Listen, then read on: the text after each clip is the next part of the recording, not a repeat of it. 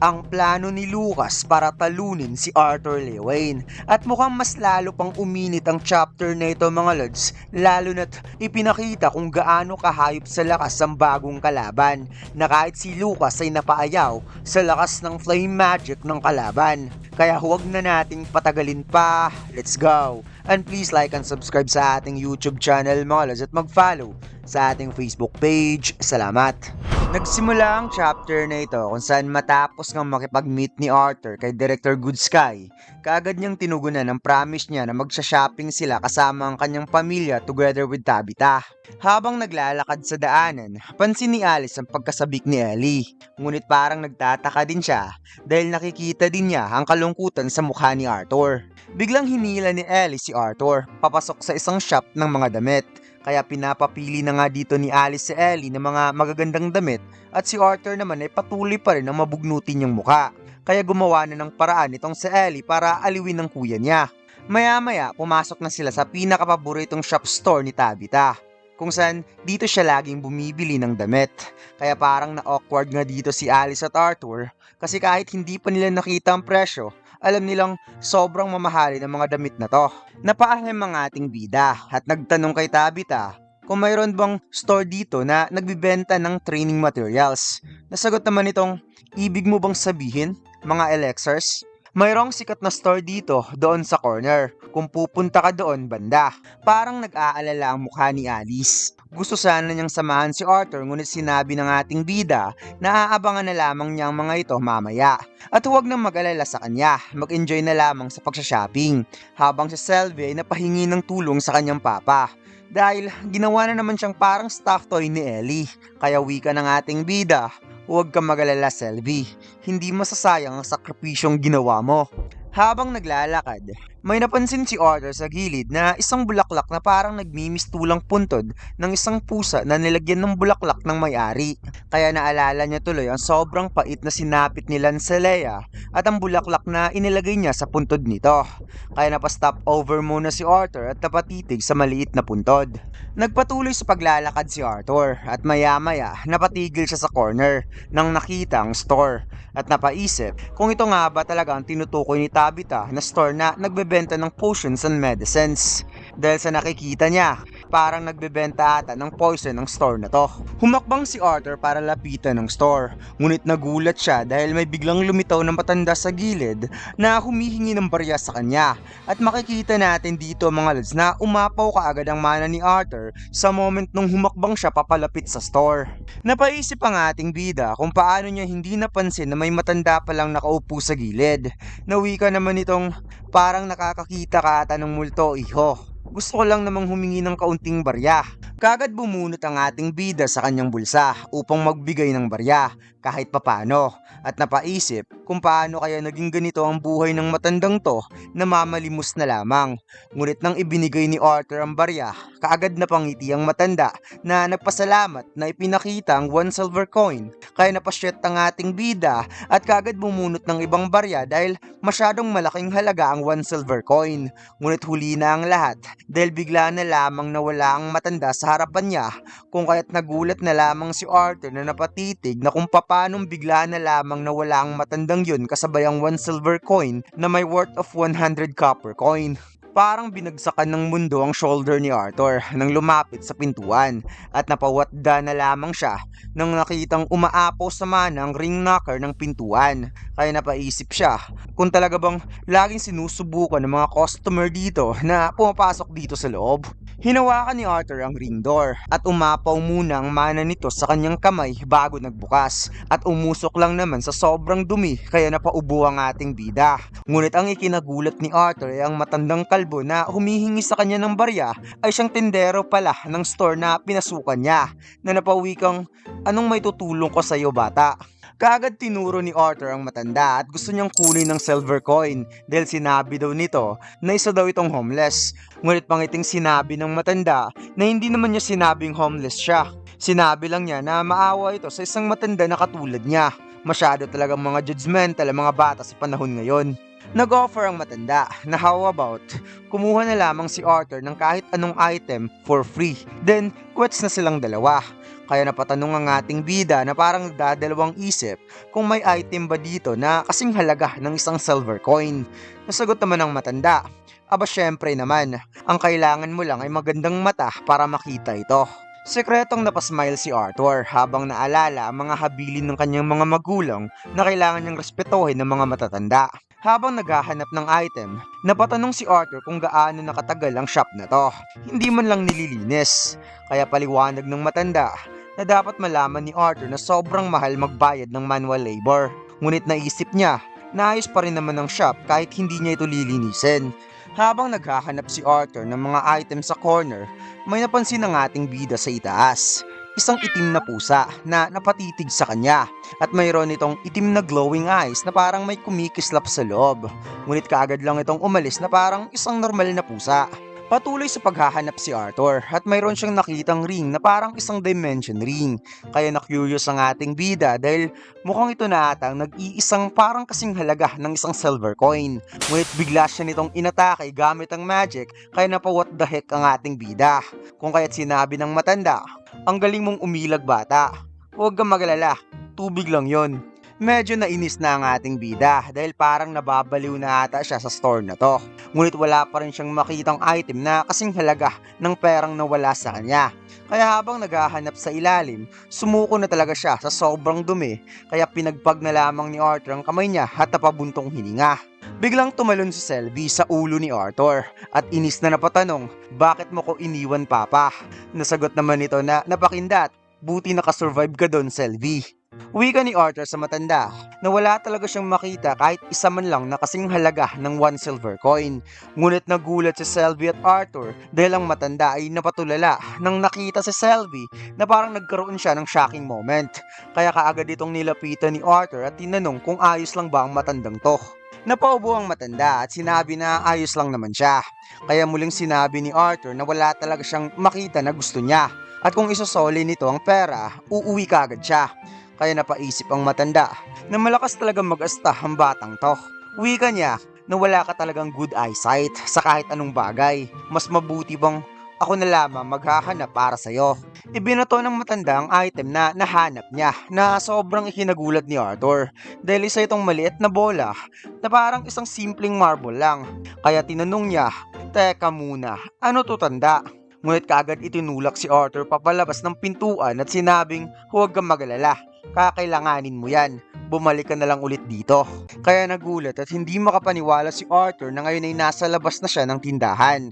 Ngunit ang pinagtataka niya, nasa labas na rin ang itim na pusa na pasimpleng napatitig sa kanya at napasmile na lamang ito bigla na parang may kakaiba sa mga ngiti nito. Pagkatapos lumipat ang eksena kina Tabitha, Alice at Ellie na nagtsaa muna at parang napansin kaagad ni Ellie ang pagdating ng kuya niya. Kaagad lumapit si Arthur para makazip rin ng mainit na tsaa. Kaya napatanong si Alice kung nakita ba nito ang gusto ni Arthur. Nasagot naman nitong parang wika ni Tabitha na masosorpresa talaga siya kung hindi mahanap ni Arthur ang gusto nitong variety ng mga elixirs at medicines dahil sobrang sikat ng store na yon. Dagdag pa ni Tabitha na lagi itong dinadagsa ng mga estudyante na gustong magkaroon ng mga training materials. Kaya napawatda ang ating bida na napasabing papanong dadagsain ng sobrang luma at gusgusin na store na yon. Wika ni Tabitha na wala naman siyang sinabing gusgusin, ngunit sinabi ni Arthur na ang luma na kaya nun at parang nabubulok pa. Subalit biglang nagulat ang ating bida sa kanyang nakita at kahit si Selby ay nandilat dahil ang store pala na tinutukoy ni Tabitha ay sobrang laki at parang museo pa sa sobrang ganda. Pagkatapos lumipat ang eksena sa Cyrus Academy at nag-slide up ang eksena sa isang kuweba na magkasama ang naglalakad itong si Lucas Wikes at Charles Ravenford na para bang ipinapakita na ang kuwebang ito ay nasa ilalim ng paralan mismo ng Cyrus Academy. Nakarating ang dalawa sa pinaka-dead end ng kuweba at mayroon itong pintuan sa pinakadulo. Kaya nang pumasok ang dalawa, kaagad pumormang maangas itong si Lucas at napatingin sa paligid at tinadyakan ng likod ni Charles at napasabing, anong ibig sabihin nito? May nag-welcome kay Lucas, kaya nagbow ng gusto si Charles upang magbigay galang. Wika ng leader na kinagagalak niyang makita ang kanilang bagong bisita sa kanilang munting pagpupulong-pulong. Isinote ni Charles ang kanyang hoodie at kagad niyang ipinakilala si Lucas Wikes as a request ng leader na tinatawag niya ngayon bilang My Lord. Wika ng leader na ito pala ang famous at sobrang kilala na si Lucas Wikes. Natutuwa siya na makakasama niya ito sa kanyang munting krusada. Napangiti si Lucas at napataas ang kilay na napasabing, "Sino ang nagsabi sa'yo na sasali ako?" Sinabi lang sa kanya ni Charles na may ipapakita siya sa akin at inaasahan ko sana ang isang bagay na sobrang magpapamangha sa kanya. Ngunit, anyways, sino ka nga pala? Mukhang hindi ka ata estudyante dito. Huwag mong sabihin na isa kang professor. Subalit galit na tinuturo ng mga estudyante na naging disciple na sumusobra na daw itong si Lucas. Dapat pa nga itong magpasalamat sa kanila dahil pinapayagan nila itong sumama kahit isa itong half at hindi isang tunay na tao. Kaya mas lalong napataas ang kilay ni Lucas at sinabing, "Sino ang tinatawag mong hindi tunay na tao?" Gumawa ng simpleng snap ang leader. And in instant, lumiyab ang buong katawan ng disciple at walang awang pinatay kahit nagmamakaawa ito sa kanyang harapan. Kaya napangisngis na lamang si Lucas dahil hindi niya kaya ang ganitong klaseng spell at hindi man lang niya na-sense ang mana level ng taong to. Kaya napatanong si Lucas na paano kung hihingi na lamang siya ng kaunting information kung anong klaseng kulto ang grupong to. Ano nga ba talaga ang sinusubukan niyong gawin at bakit niyo ako kailangan? Kayo rin ba ang nagpapainom ng drugs sa mga estudyante dito? Sinabi ng leader na gusto niyang sabihin na kung ano man ang iniisip ngayon ng lahat ay mas malaki ang plano niya kumpara kung paano ito iniisip ni Lucas. Ang pagdodroga ng mga estudyante sobrang liit lang nun kumpara sa plano niya para sa paralan ng Cyrus Academy. Subalit may mga certain moment na pumipigil sa kanya. Kaya kailangan niya ng isang mage na capable na mag-execute sa kanyang mga plano. At isa na si Lucas sa mga napili niya. Lahat na nandito sa grupong to ay isa lamang mga dissatisfied noble na gusto lang magyabang sa Cyrus Academy na para lamang ito sa mga purest lineage ng mga tao. At hindi kasali doon si Lucas. Ngunit naniniwala siya sa isang kasabihan na ang mga estudyante at ang struktura ng paralang ito ay hindi kayang pigilan ng isang Lucas Wikes. Inis na sinabi ni Lucas na bakit ko naman sasayangin ang oras at enerhiya ko sa mga kumag na to na pwede ko naman silang durugin anytime. At ang mga peasants sa akademyang to ay wala rin lang namang pinagkaiba sa mga low-class adventures na nagwawala gamit ang mga walang kwentang sandata. At itong si Charles Ravenport na isang laki sa layaw na noble, huwag na huwag mo akong ikukumpara sa kumag na to dahil wala siyang halaga para sa akin. Wala akong rason para ibaba ang sarili ko sa mga kumag na antas kagaya nila. Tapos magpapalipin lang at utus-utusan sa isang kagaya mo. Biglang sinabi ng leader na totoo nga talaga ang sinabi nila. Isa ka lang mapagmataas na mage na iniisip na ang mga lower class ay isa lamang mga mahihina. Ngunit hindi ba't pinapatunayan lang ni Arthur Leyway na isa ka rin sa mga mahihina, hindi ba?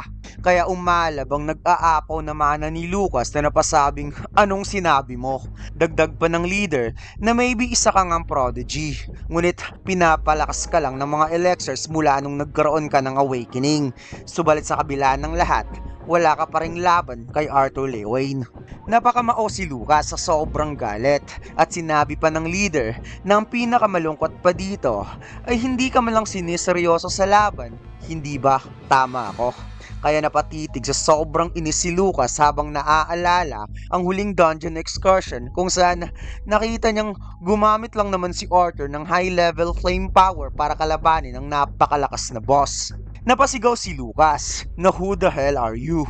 Kaya tumayo ang leader at sinabi na isa lang naman siyang benefactor na naparito para i-improve ang lupaing ito. At gusto lang naman niyang magkaroon sila ni Mr. Wikes ng isang mutual benefit sa magiging plano nila. Napaisip si Lucas kung gaano na kaya katagal ang taong to dito. Kaya gusto niya munang marinig ang gustong sabihin nito sa kanya. Ipinaliwanag ng leader na malapit na siyang magsagawa ng strike at kikilos siya para wawasakin ang nabubuong ugnayan ng tatlong lahi. Sa ngayon inaabala pa niya ang council at ang direktor sa akademyang ito. Ngunit ang entablado ay nakaset na para kay Lucas. Ang gusto lang naman niya ay tulungan siya sa mga sagabal sa kanyang plano. Kaya wika ni Lucas, "Sagabal baka mo? Ipagpalagay na lang nating isa na dyan si Arthur Lewain. Pumalakpak ang leader dahil madali lang pala na iintindihan ni Lucas sa mga punto niya. Dagdag pa ni Lucas, na di ba sinabi mo kanina na hindi man lang siya sineseryoso ni Arthur, paano niya papatayin ang hayop na yon? At kung iniisip nito na iinom siya ng drugs, ngunit sinabi ng leader, that pig is weak.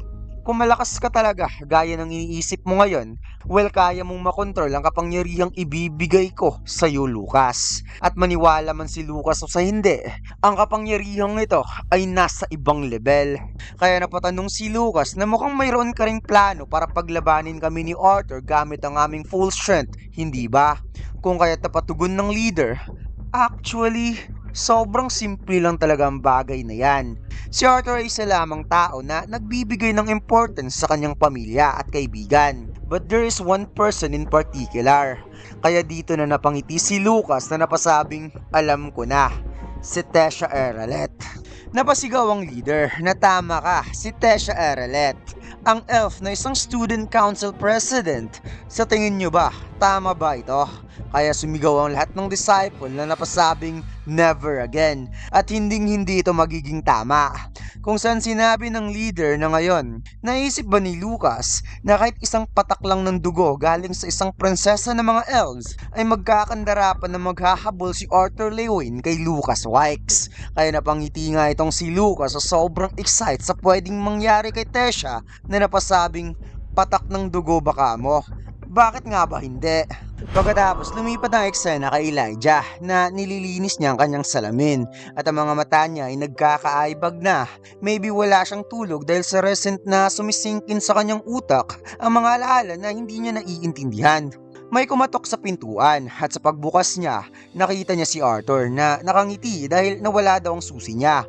Kagad niyakap ni Elijah ang ating bida kaya hinaplos ni Arthur ang likod nito at sinabing okay lang naman siya, hindi naman siya mawawala ng ganun kadali. At napatugon nga itong si Elijah, alam ko, kasi para kang ipis. Kaya sinabi ng ating bida, okay, huwag ka nang yumaka pa. Habang kinukuha ni Arthur ang kanyang mga gamit, sinabi ni Elijah na pumunta si Director Goodsky dito kahapon. At sinabihan siya na huwag na mag-alala patungkol kay Arthur. Ngunit narinig niya ang kwento ni Clear patungkol sa nangyari kaya mahirap talagang paniwalaan na okay lang pala ang kaibigan niya. Napatanong ang ating bida kung ayos lang kaya ang lahat. Nawika ni Elijah na ayos lang naman, kakalabas lang ni Claire at Curtis mula sa infirmary kaninang umaga. Patay na rin si Tesha. At saka nabanggit ni Director Goodsky na kasama ngayon ni Tesha ang kanyang grandpa sa training room. Kaya parang nagtataka si Arthur kung bakit nandoon sa training room si Verion. Nabangiti si Elijah dahil dapat bibisitahin ngayon ni Arthur ang mga kasamahan nito sa dungeon excursion para malaman ng lahat na nasa mabuting kalagayan lang si Arthur. Ngunit wika ng ating bida na gusto niya. Ngunit hindi niya alam kung kaya niyang i-handle ang mga katanungan kapag magpakita siya. Kaya hihingi sana siya ng pabor na kung maaari si Elijah na lamang ang pupunta bukas ng umaga. Ipaalam lang na nagkita sila. Alam niya na may tiwala ang mga kasamahan niya kay Elijah. Kaya wika ni Elijah, huwag kang mag-alala, gagawin ko yon. At nag-fist bump muna ang dalawa bago umalis si Arthur. Muling napamuni-muni si Elijah at humiga na parang binagsakan ng malaking problema. Habang naglalakad si Arthur sa hallway, napaisip siya na sigurado siyang si Director Goodsky ay nasa council meeting. Ngunit alam niya na hindi pumapalya itong si Verion sa pag-attend ng mga importanteng meeting, lalo na't kailangan itong malaman ang patungkol kay Lancelea. Biglang nagulat si Selvi at napasabing, Papa, nararamdaman ko si Mama. Magmadali ka. Kaya kaagad tumakbo si Arthur at nagmadaling buksan ng pintuan na makikitang umiilaw ang kamay ni Arthur habang binubuksan niya ito. At sa pagbukas niya, nagsisilabasan ng mga itim na usok na parang nagpupumilit itong lumabas sa pintuan. Kaya napatanong si Arthur, Grumps, anong nangyari dito? Wika ni Verion na masaya ako na nandito ka bata. Maaari mo ba akong tulungan? At dito'y napansin ni Arthur ang walang tigil na pag-ilaw sa kanyang dimension ring na kahit si Selvi ay nagulat at napatanong, anong nangyari sa dimension ring mo, Papa? Nasagot ni Arthur, hindi ko alam, ngunit parang may umiinit sa loob nito. Hinanap ni Arthur si Verion at dito'y nakita niya na nakaupo lang pala habang may nakahiga na binabalutan ng baging. Kaya nang nakalapit si Arthur, sobra siyang nagulat nang na-realize na si Tessia pala ang nasa loob ng baging. At dito lang nagtatapos ang chapter na ito mga lods. Huwag mo sana kalimutan mag-like, comment at mag-subscribe sa ating YouTube channel at mag-follow sa ating Facebook page. Salamat!